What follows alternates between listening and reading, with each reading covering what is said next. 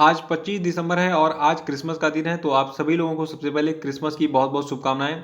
देखिए, आज ही के दिन यानी कि 25 दिसंबर को भारत के पूर्व प्रधानमंत्री अटल बिहारी का जन्म भी हुआ था। तो उसकी भी आपको शुभकामनाएं।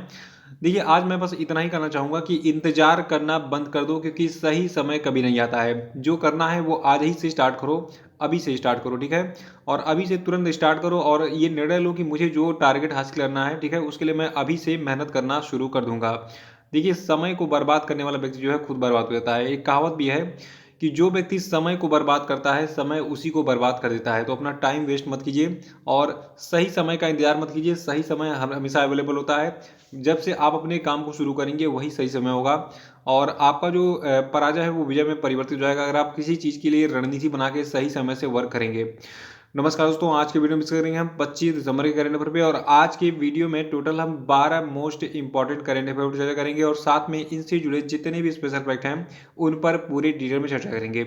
और देखिए, इस वीडियो के लास्ट में आपसे 5 क्वेश्चन अपडेट पूछाएंगे और कल के जो 5 क्वेश्चन अपडेट थे उनके आंसर भी बताए जाएंगे। तो शुरू से लास्ट से वीडियो में रहिए और इस वीडियो को पूरा देखने बाद आप इसकी पीडीएफ फाइल भी डाउनलोड कर सकते हैं। नीचे डिस्क्रिप्शन बॉक्स में आपको हमारे आज के पीडीएफ की लिंक मिल जाएगी। और देखिए, आज की पीडीएफ की लिंक आप हमारे टेलीग्राम चैनल से भी डाउनलोड कर सकते हैं। टेलीग्राम चैनल की लिंक नीचे डिस्क्रिप्शन बॉक्स में दी गई है, वहाँ पे क्लिक करके इसको भी ज्वाइन कर लीजिए।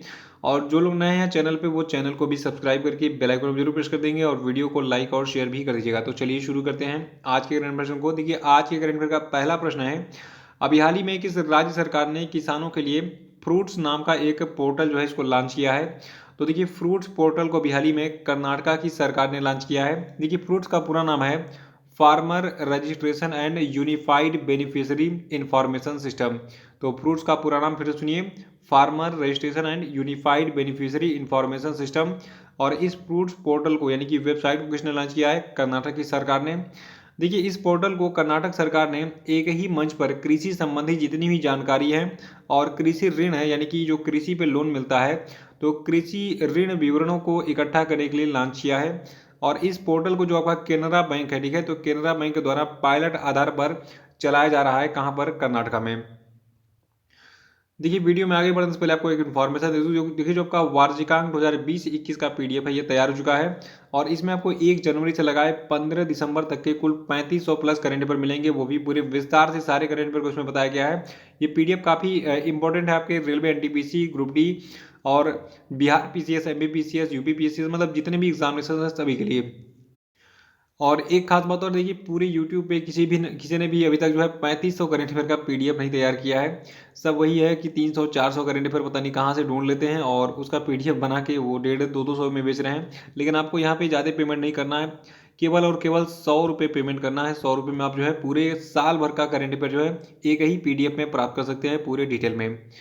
दूसरा प्रश्न है कि राष्ट्रीय उपभोक्ता अधिकार दिवस यानी कि नेशनल कंज्यूमर राइट्स डे जो है ये किस दिन मनाता है। तो देखिए, राष्ट्रीय उपभोक्ता अधिकार दिवस को हम 24 दिसंबर को मनाते हैं और आज ही के दिन यानी कि 24 दिसंबर के दिन 1986 में जो भारत के राष्ट्रपति थे उस समय के, तो उनके द्वारा उपभोक्ता संरक्षण अधिनियम 1986 को मंजूरी दी गई थी। देखिए, जो आपका उपभोक्ता मंत्रालय है तो इसका एक अभियान भी है, जागो ग्राहक जागो, ठीक है। इसका अर्थ है जागरूक उपभोक्ता बने। देखिए, उपभोक्ता मामलों का जो विभाग है इसके द्वारा शुरू किया गया था ये आपका जागो ग्राहक जागो अभियान, ताकि जो कस्टमर है यानी कि जो कंज्यूमर है, ठीक है, वो जो है अपने अधिकारों के प्रति जागरूक हो सके। तो इसीलिए जो है राष्ट्रीय उपभोक्ता अधिकार दिवस मनाता है 24 अप्रैल को। कि जो आपका उपभोक्ता संरक्षण अधिनियम 1986 है इसको 24 दिसंबर को ही मंजूरी मिली थी। देखिए, उपभोक्ता मामलों का जो मंत्रालय है, ठीक है, तो उपभोक्ता मामले, खाद्य और सार्वजनिक वितरण के जो मंत्री हैं वर्तमान में इनका नाम है पीयूष गोयल। तीसरा प्रश्न है कि हाल ही में सुगत कुमारी का निधन हो गया, ये कौन थी? देखिए, जो आपकी सुगत कुमारी है ये एक मलयालम कवि थी। ये 1970 के दशक में सेव साइलेंट वैली मूवमेंट की सबसे सक्रिय प्रचारकों में से एक थी। इन्होंने कविता मरातीनु स्तुति यानी कि एक पेड़ के लिए भजन लिखी थी, जिसे साइलेंट वैली को बचाने के लिए हर दूसरे विरोध में सुनाया गया था। और जबकि सुगत कुमारी को साल 2006 में भारत के चौथे सबसे बड़े नागरिक पुरस्कार पद्मश्री से भी सम्मानित किया गया था। देखिए, साइलेंट वैली यानी कि जो आपका शांत घाटी है आपका कहाँ पे स्थित है? केरल में स्थित है। तो वहीं पे ये मूवमेंट चलाया गया था, सेव साइलेंट वैली मूवमेंट, ठीक है। तो इसमें एक सक्रिय प्रचारक के रूप में रही कौन? मलयालम कवि सुगत कुमारी। चौथा प्रश्न है कि 22 दिसंबर 2020 को किस देश की संसद के द्वारा निर्धारित समय सीमा से के भीतर जो है बजट पारित करने में विफल होने के बाद वहां की सरकार गिर गई? तो देखिए 22 दिसंबर को अभी हाल ही में इजराइल की सरकार गिर गई है, क्योंकि निर्धारित समय सीमा के भीतर वहां की सरकार बजट पेश नहीं कर पाई। देखिए ये एक अनोखा मैटर है और इसको थोड़ा सा हम डिटेल में जानेंगे कि क्या मैटर हुआ और क्यों सरकार गिरी। देखिए इजराइल के जो वर्तमान प्रधानमंत्री का नाम है बेंजामिन नेतान्याहू और इनके गठबंधन सहयोगी हैं ब्लू एंड व्हाइट पार्टी के नेता बेनी गैट्स, ठीक है। तो इन दोनों ने जो है अभी हाल ही में अपनी 7 महीने पुरानी जो सरकार है गिराने के लिए एक दूसरे को दोषी ठहराया। देखिए अभी हाल ही में इजराइल में बहुत सारे चुनाव हुए लेकिन कोई निर्णायक विजय नहीं प्राप्त हुई किसी पार्टी को। तो उसके बाद जो बेंजामिन नेतान्याहू हैं इनके पास एक प्रस्ताव आया बेनी गैट्स का, क्या करने के लिए, एक आपातकालीन गठबंधन सरकार बनाने के लिए। और जो आपका आपातकालीन गठबंधन सरकार है ये क्या चीज़ है और ये चर्चा में रहेगा तो एग्जाम में जरूर पूछा जाएगा। इसको ध्यान से सुन लीजिए क्या था ये। देखिए 3 अनिर्णायक चुनाव हुए थे इसराइल में और उसके बाद फिर बेनी गैंट्स ने कहा चलो बार बार चुनाव आ रहा है, कोई निर्णय नहीं आ पा रहा है कि कौन सरकार बनाएगा, किसी को बहुमत नहीं मिल पा रही है। तो बेनी गैंट्स ने जो है अप्रैल 2020 में आपातकालीन गठबंधन सरकार बनाने के लिए बेंजामिन नेतान्याहू के साथ जुड़ने के लिए अपनी सहमति व्यक्त की थी और इस सहमति के बाद एक समझौता हुआ। इसमें निर्णय लिया गया कि भाई बेंजामिन नेतान्याहू आप जो है पहले 18 महीने के लिए जो है पीएम बनेंगे, प्रधानमंत्री बनेंगे, फिर 18 महीने का कार्यकाल आपका खत्म होगा, उसके बाद मैं कुर्सी पे बैठूंगा और फिर मैं 18 महीने राज करूंगा इजराइल पे। तो ये समझौता हुआ था और उसमें एक सबसे बड़ी कमी रही समझौते की, इसमें यह भी स्टेटमेंट दिया गया कि अगर 22 दिसंबर की मध्य रात्रि की समय सीमा से पहले जो कानून निर्माता हैं ये बजट पर सहमत नहीं हो पाते हैं तो जो ये सरकार हमारी है आपातकालीन गठबंधन की ये गिर जाएगी। देखिए इजराइल की जो राष्ट्रीय विधायिका है इसका नाम है नेसेट, ठीक है। इसने 22 दिसंबर 2020 को शुरुआती घंटों में बिल पारित करने में ये विफल रही और इससे जो आपकी ये आपातकालीन गठबंधन सरकार थी गिर गई। तो अगर एग्जाम में एक प्रश्न ये पूछा जाए कि आपातकालीन गठबंधन सरकार किस देश से संबंधित है तो ये इजराइल से संबंधित है और कैसे बनी थी मैंने आपको बता ही दिया है। इसको आप नोट कर सकते हैं और एग्जाम में अपना एक नंबर जो है कंफर्म कर सकते हैं। पांचवा प्रश्न की हाल ही में आंध्र प्रदेश, उत्तर प्रदेश, राजस्थान और हिमाचल प्रदेश में सुरक्षित और हरित राष्ट्रीय राजमार्ग गलियारों यानी कि ग्रीन नेशनल हाईवे कॉरिडोर्स के विकास के लिए विश्व बैंक ने भारत सरकार को कितने मिलियन अमेरिकी डॉलर के ऋण देने की घोषणा की है? तो देखिए ये अमाउंट है 500 मिलियन। याद रखिएगा अभी हाल ही में आंध्र प्रदेश, उत्तर प्रदेश, राजस्थान और हिमाचल प्रदेश में सुरक्षित और हरित राष्ट्रीय राजमार्ग गलियारों यानी कि ग्रीन नेशनल हाईवे कॉरिडोर्स के विकास के लिए विश्व बैंक ने भारत सरकार को कुल 500 मिलियन डॉलर के ऋण देने की मंजूरी की है। और देखिए अभी हाल ही में इस संदर्भ में जो है भारत सरकार के जो अतिरिक्त सचिव हैं आर्थिक मामले विभाग के, इनका नाम है CS महापात्र, और जो विश्व बैंक की तरफ से भारत में कार्यवाहक देश निदेशक हैं जिनका नाम है सुमीला गुलानी, इन दोनों के द्वारा हस्ताक्षर किया गया। और जो आपका ये ऋण यानी कि लोन होगा 500 मिलियन का, ठीक है। ये 5 वर्ष की छूट अवधि के साथ 18.5 वर्ष की अवधि के लिए दिया गया है विश्व बैंक के द्वारा भारत सरकार को।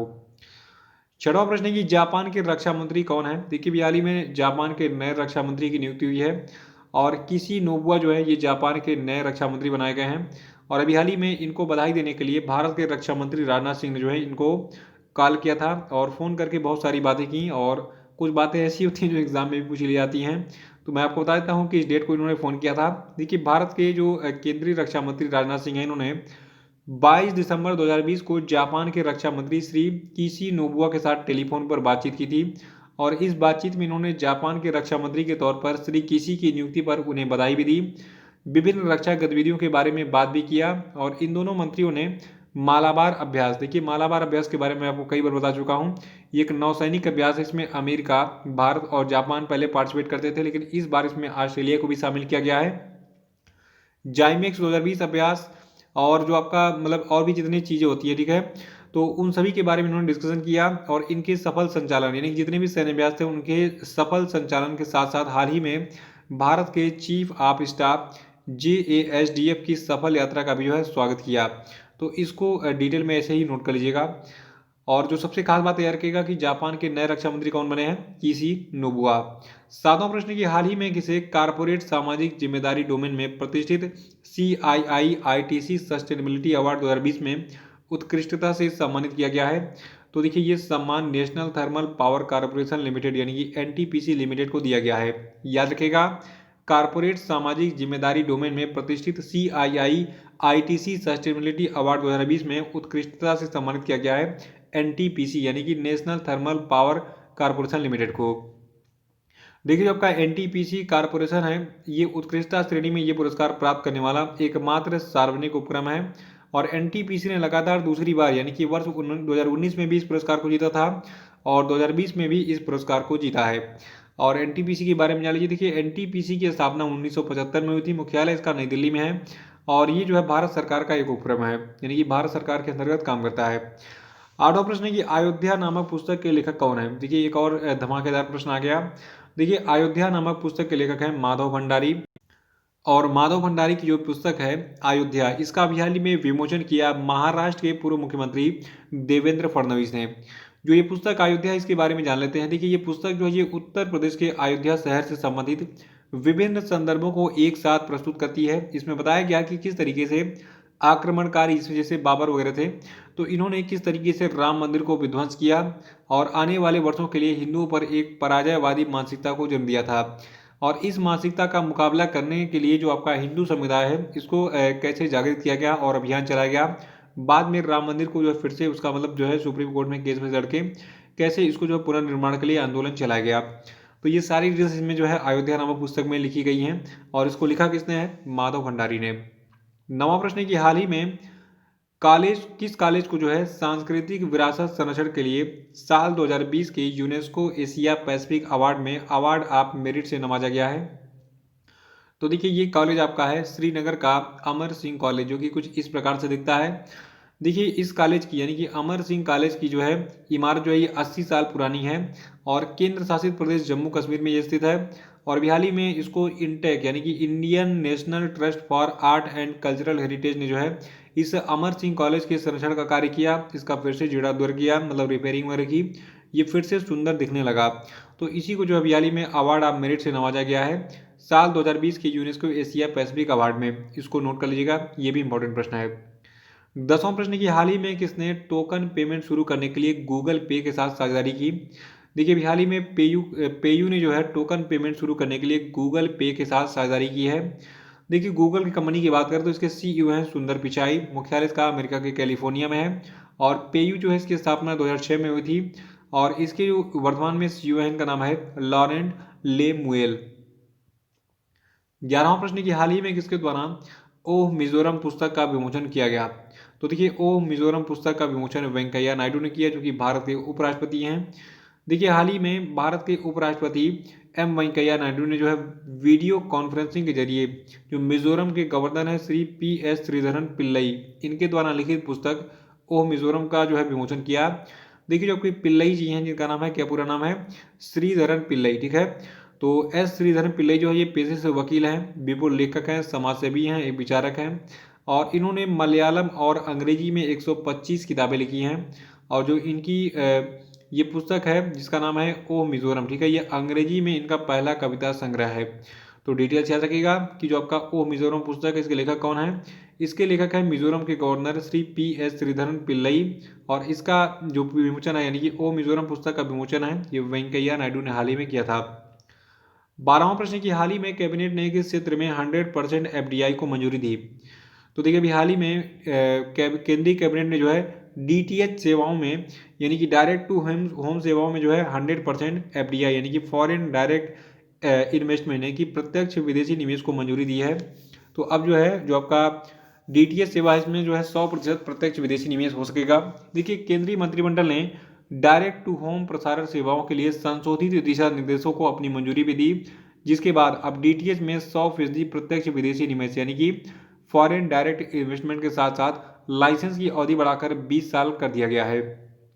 तो ये थे आपके आज के सभी महत्वपूर्ण करंट अफेयर और अब हम बात करेंगे आज के सभी क्वेश्चन पे। देखिए जो लोग वीडियो को लाइक करना भूल गए उसको तुरंत लाइक कर दें, क्योंकि 1000 से कम लाइक नहीं होना चाहिए वीडियो पे डेली, और तुरंत लाइक कर दिए फिर आगे बढ़ते हैं। देखिए आपके लिए पहला प्रश्न है कि हाल ही में किसे associated chambers of commerce and industry of India के नए अध्यक्ष के रूप में नियुक्त किया गया, बताइए। दूसरा प्रश्न आपके लिए कि हाल ही में किसे अंडमान और निकोबार का DGP नियुक्त किया गया, बताइए। तीसरा कि हाल ही में किस राज्य सरकार ने कुछ शर्तों के साथ राज्य में जल्लीकट्टू कार्यक्रमों के आयोजन की इजाजत दे दी है, बताइए। चौथा प्रश्न आपके लिए कि निम्न में से किस दिग्गज फिल्म अभिनेता को अमेरिका के न्यू जर्सी असेंबली के द्वारा लाइफ टाइम अचीवमेंट अवार्ड से सम्मानित किया गया, बताइए। पांचवा प्रश्न है कि राष्ट्रीय किसान दिवस किस तिथि को मनाया जाता है, बताइए।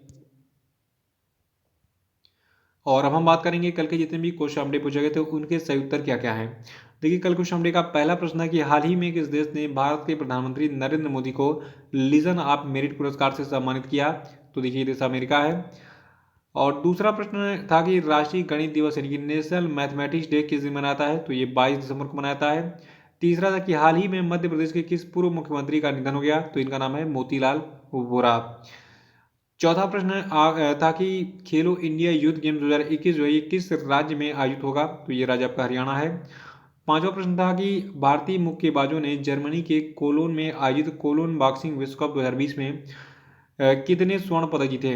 तो देखिए, टोटल 3 स्वर्ण पदक जीते थे। और इसके बारे में और भी डिटेल मैंने बताई थी, तो ये जो परसों का वीडियो था उसको देख के रिवाइज कर डालिएगा, सारे उत्तर आपको डिटेल में पता चल जाएंगे। तो इसी के साथ आज का करंट अफेयर्स समाप्त होता है। कल फिर मिलेंगे। कल के साथ वीडियो को लाइक और शेयर कर दीजिएगा, जरूर नया चैनल को सब्सक्राइब कर लेंगे। तो इसी के साथ बहुत बहुत धन्यवाद। Thank you and have a nice day.